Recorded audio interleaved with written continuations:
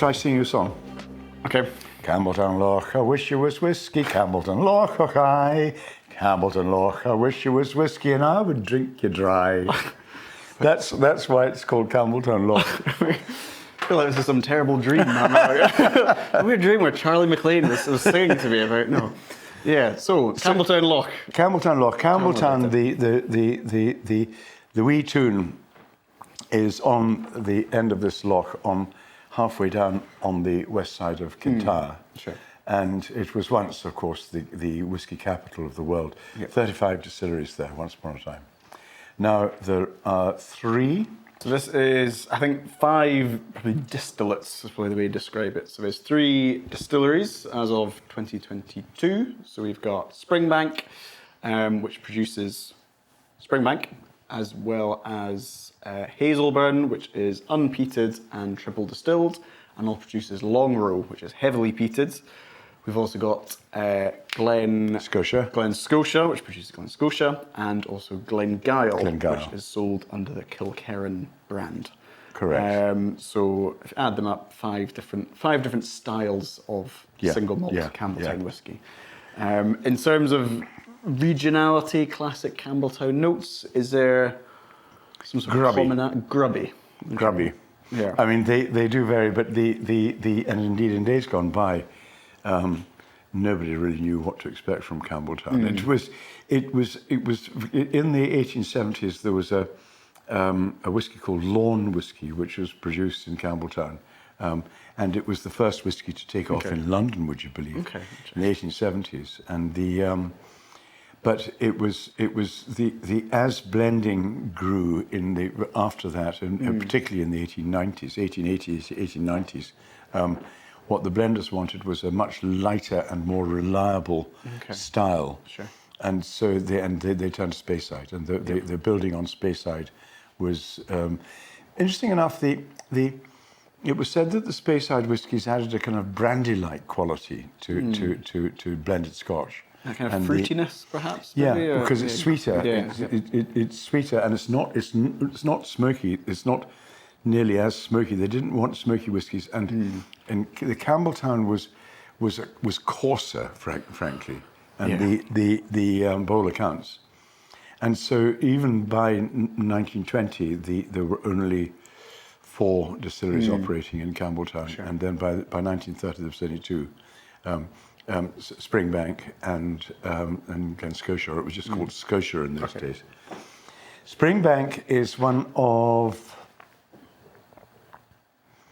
only 2 distilleries of traditional distilleries that are in the still ownership of the founders. Well, 3. So Glenfiddich, obviously still owned by the founding members of the founding family. A small family-owned. A small family-owned distillery.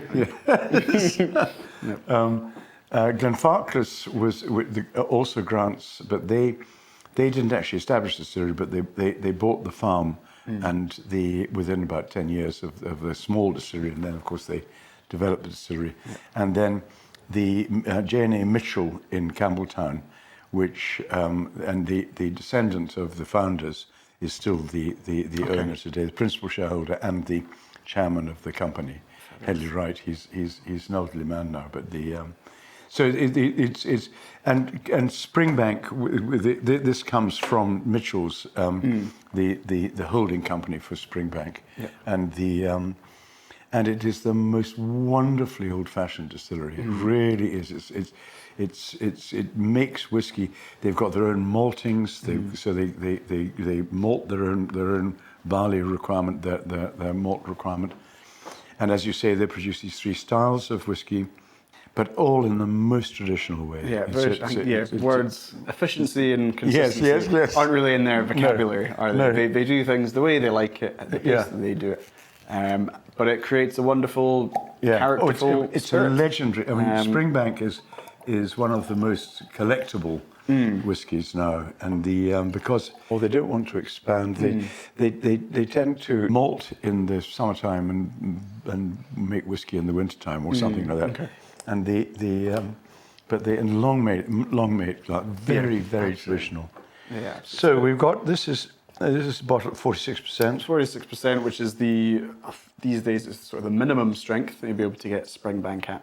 But it should be, it'll be interesting to try, see if, it could, if it tastes like it's predominantly Springbank, if there's a peated element in there. It'll be very interesting because Campbeltown Loch used to be a blended Scotch. Yeah, includes 60s, 70s. I've never tasted it. This is a blended malt. Yes. Yeah. As you say, the 5 different malts made at Campbeltown, and so it'll be very interesting to see. Well, it's just a sort of mid-gold character, slight khaki note to it, but the. Yeah, it'll be interesting. I'd say from the colour, you'd say probably almost certainly American oak is dominant, if not exclusively American oak. I would guess. No age stated on this, of course. No, it's immediately. It takes you to Campbeltown, you know. Yeah, it's often almost like a salinity I associate with Campbeltown. It's absolutely not right. as simple as a smokiness or a coastalness. It's quite a distinct. Yeah.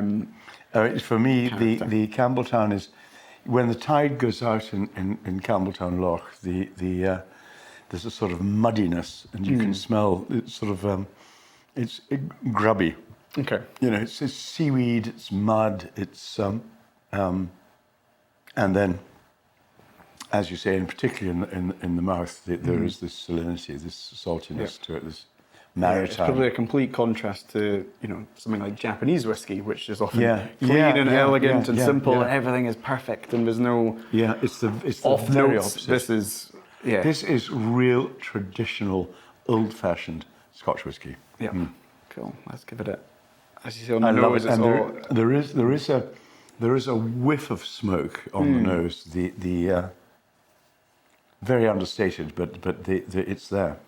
Yeah, so that could be the long row component, perhaps, sort of shining through. I would think that's right. I think any more than 5% long row would dominate, and it would be a lot more obviously smoky. So right, taste. Let's give this a try.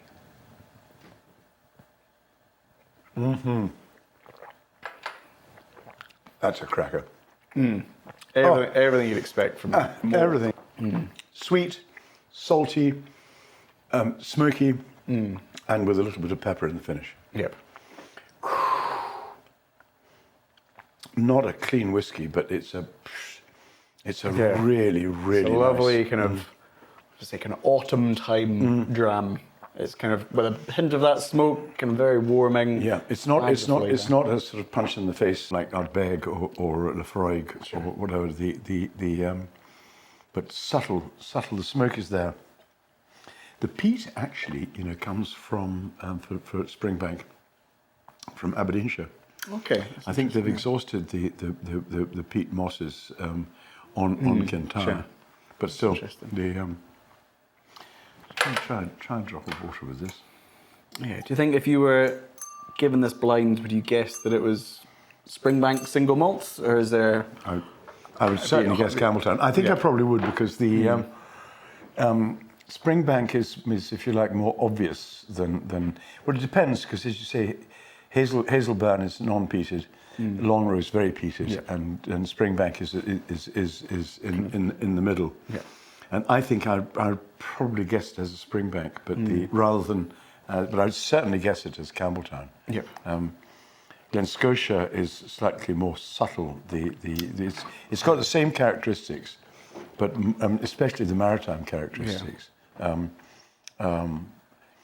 But it's more subtle. But I would certainly this is classic Campbeltown whiskey. Yeah, it's a lovely job. Obviously, this one is a blended malts, as we say, so different malts from different distilleries combined. I'm not sure why, but a lot of people, as soon as they see the word blended, they think, this is going to be inferior. But would you say this is as good as, say, Springbank 10-year-olds or Glen Scotia, Absolutely. Yeah. Not as good as Glen Scotia Victoriana. The extra, but the 51% or whatever. I don't know what it is, but and it doesn't have an age statement. But but it's a wonderful, wonderful example of Campbeltown whiskey, and Campbeltown is not to be underestimated. Yeah, no, it's bags of character, bags of flavour with Campbeltown whiskey. This one, I'm not sure whether the brand was resurrected to sort of meet the demand for Campbeltown whiskey, because these days any official bottling of Springbank, Longrow, Hazelburn, very, very hard to get hold of. Yeah. Blended malts, perhaps they're able to produce it in larger quantities to satisfy that demand for I that don't know salinity. Glengyle. Maybe it's got a fair proportion of Glengyle is also owned by J&A Mitchell. Yeah. So maybe it's got. Do you know Glengyle very well? I've tried a few of them. They've got the 16-year-old is, for me, it shares a lot of similarity with Springbank. They did a few 8-year-old expressions, which were in sherry casks, which were really quite big and quite difficult whiskies.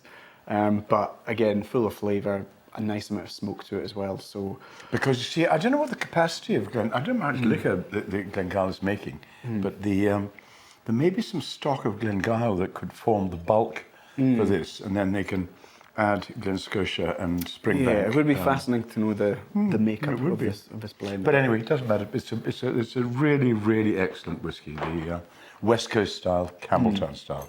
yeah, a superb job, and yeah, great stuff. Everything you'd expect from the Campbeltown.